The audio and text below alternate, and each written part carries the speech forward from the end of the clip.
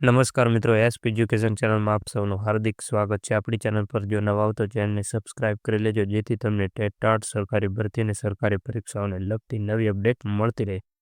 શિક્ષણનું સ્તર કથળી ગયું છે અને 40,000 કરતાં વધુ શિક્ષકોની જગ્યાઓ ખાલી જોવા મળે છે. પહેલાં તો 33,000 શિક્ષકોની ખાલી જગ્યા હતી, પણ હવે 40,000નો આંકડો પણ પાર કરી ચૂક્યા છીએ.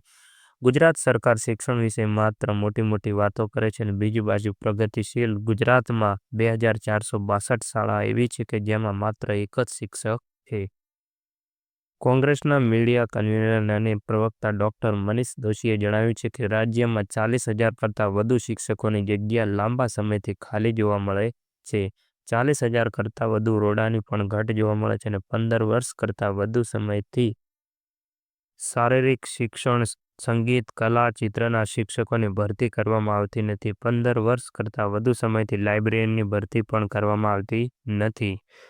અને છેલ્લા 5 વર્ષમાં એક શિક્ષકથી ચાલતી શાળાઓની સંખ્યામાં ઉત્તરોત્તર વધારો થઈ રહ્યો છે. કેન્દ્ર સરકારનો ગુજરાત માટેનો ચોંકાવનારો અહેવાલ ટાંકતા તેમણે જણાવ્યું કે એક સમયે 700 શાળા એક શિક્ષકથી ચાલતી હતી, જે 900, 1100 અને 1600 અને હવે 2,462 શાળા એવી છે કે જેમાં માત્ર એક જ શિક્ષક જોવા મળી રહ્યો છે.